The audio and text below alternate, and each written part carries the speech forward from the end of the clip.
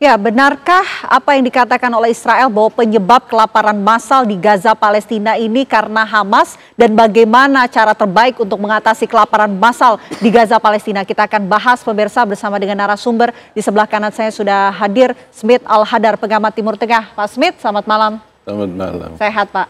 Sehat, alhamdulillah. Di sebelah Pak Smith ini juga sudah hadir Dr. Hadiki Habib, Ketua Divisi Relawan Mercy Indonesia. Selamat malam, Dr. Hadiki. Selamat malam. Sehat, Dokter? Alhamdulillah. Oke, saya pertama izin Pak Smith mau dengar cerita dari Dr. Hadiki tentunya. Iya. Dokter, dari pengalaman rekan-rekan relawan Mercy Indonesia, termasuk juga dengan pengalaman dari Dr. Hadiki sendiri, bagaimana sebetulnya situasi nyata di lapangan di Gaza Palestina? Apakah memang benar bahwa kelaparan massal di Gaza ini terjadi akibat adanya pembatasan distribusi makanan yang dilakukan Israel di Gaza? Ya, distribusi yang diblokade itu sendiri sudah terjadi sejak sebelum gencatan senjata sebenarnya. Okay. Jadi kita tahu gencatan senjata di Gaza itu pernah terjadi di Januari 2025, kemudian berakhir di Maret 2025 gitu ya. Dari mulai Januari ketika blokade dibuka saja, itu bantuan-bantuan yang banyak menumpuk di daerah perbatasan Jordan dan Israel, itu di Karem Shalom, itu banyak yang sudah rusak ya. Makanan-makanan itu memang ditahan. Yang sudah rusak ini tentu ketika masuk ke dalam Gaza sudah tidak layak untuk digunakan. Kemudian ketika secara sepihak dibatalkan gencatan senjata itu di bulan Maret 2025, itu sudah terjadi blokade bantuan baik bantuan dasar logistik maupun bantuan material. Dan blokadenya ini bukan hanya blokade bantuan kemanusiaan, tapi juga seluruh yang masuk, termasuk logistik-logistik yang berhubungan dengan perniagaan. Itu juga sudah ditutup gitu. Oke. Jadi memang sudah dari berapa bulan nih ya, lebih dari 4 bulan sekarang. Tapi dokter, biasanya pembagian makanan itu seperti apa sih? Makanan seperti apa saja yang dibagikan ke warga Gaza?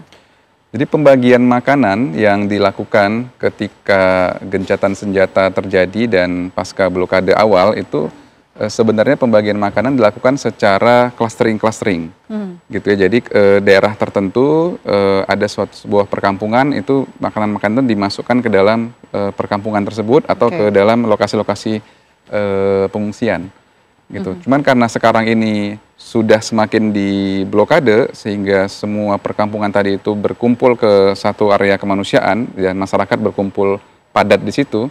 Nah, ini tidak terjadi lagi keseimbangan antara kebutuhan dan suplai yang masuk gitu.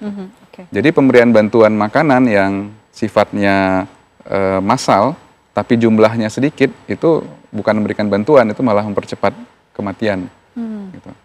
Itu cerita dari Dr. Hadiki. Pak Smith, ini kan Israel membantah ya, bertanggung jawab atas situasi kelaparan massal yang terjadi di Gaza Palestina. Padahal kalau kita dengar cerita dari Dr. Hadiki, ini blokade semua ditutup, distribusi masuk ke dalam Gaza Palestina. Dan justru menuding Hamas, Pak Smith. Iya, ini Israel ini menghadapi situasi yang sulit, yang diciptakan sendiri. Sementara dia berhadapan dengan nurani internasional, kemarahan internasional atas kekejian, genosida, dan lain hal di Gaza. Sementara itu Hamas ini belum dapat ditaklukkan oleh Israel sebagai tujuan perang Israel. Nah, untuk meredam kemarahan dunia internasional akibat blokade akses bantuan makanan ke Gaza, Israel berdalih bahwa karena sebenarnya jumlah trek dengan makanannya itu banyak sekali, tapi ini justru kesalahan PBB yang tidak mampu mendistribusikan makanan itu. Ini kan pernyataan yang konyol, pernyataan yang sinis.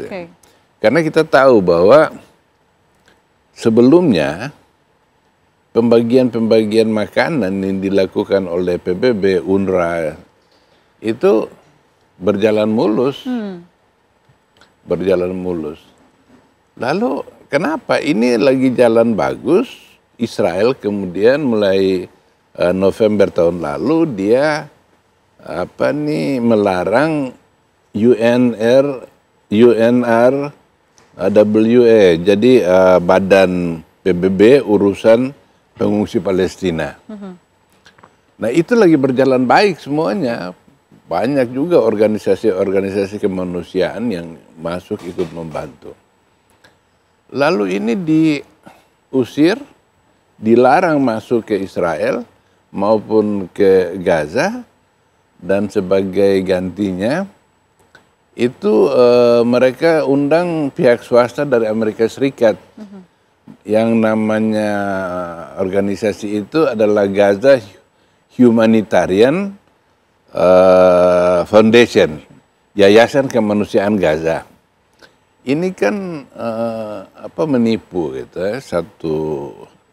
karena mereka ini dulu sebelum adanya yayasan ini, itu bantuan kemanusiaan itu dilakukan oleh PBB. Oke.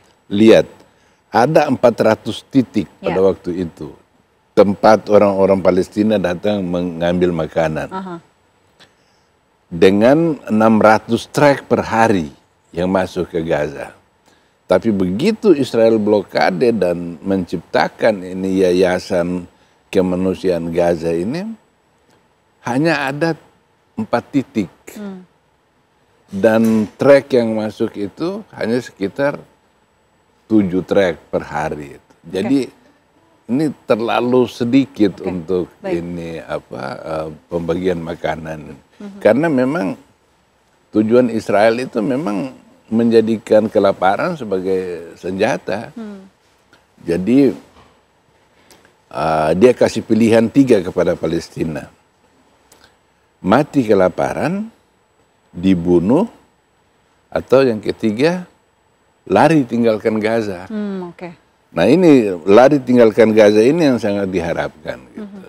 Jadi memang terjadinya krisis kelaparan ini sebagai tujuan dari Israel, salah satu dari 3 tujuan tadi ya, Pak Smith ya. Oke, kalau begitu saya mau ke Dr. Hadiki. Dokter, sebetulnya kalau selama pengalaman Anda ya, ataupun rekan-rekan relawan Mercy Indonesia di sana, apa sih sebetulnya bantuan yang paling dibutuhkan oleh warga Gaza, terutama bantuan-bantuan tersebut tuh bisa datang dalam durasi waktu seperti apa sih? Apakah setiap hari atau setiap minggu bantuan bisa diterima oleh warga?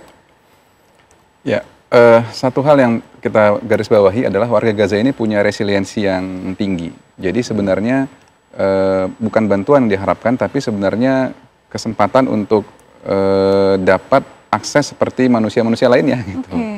Artinya kita lihat contoh ketika blokade dibuka pada saat gencatan senjata, bantuan masuk, tapi dengan dibukanya blokade itu bisnisnya cepat sekali berjalan. Pasar-pasar cepat kembali diaktifkan oleh masyarakat, kemudian barang-barang yang ada mereka saling bertukar gitu ya dengan alat tukar yang ada, bahkan dengan barter itu untuk kembali mengaktifkan pada saat itu bulan Ramadan gitu ya.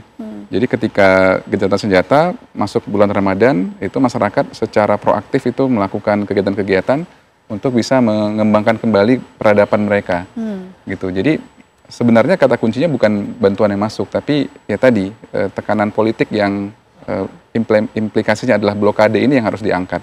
Karena kalau diberikan sedikit saja itu namanya bukan memberikan bantuan gitu, tapi malah menimbulkan kericuhan sebenarnya.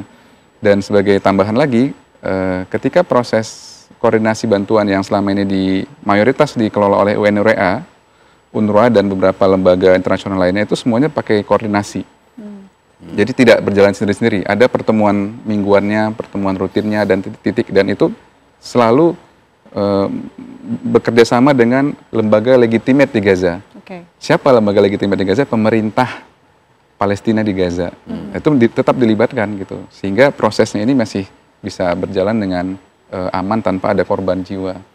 Gitu. Dengan situasi saat ini, Pak Swit, itu seperti yang dikatakan Dr. Hadiki, blokade yang harusnya diangkat begitu agar situasi di Gaza ini bisa kembali normal. Tapi dengan situasi kondisi seperti ini, sulitkah untuk kemudian itu bisa terwujud, apalagi perundingan yang sebelumnya ini sempat santer akan terwujud gencatan senjata, nyatanya belum ada hasilnya juga. Ditahan nanti Pak Smith, kita jawab usai jeda. Apa kabar Indonesia Malam akan kembali untuk Anda sesaat lagi.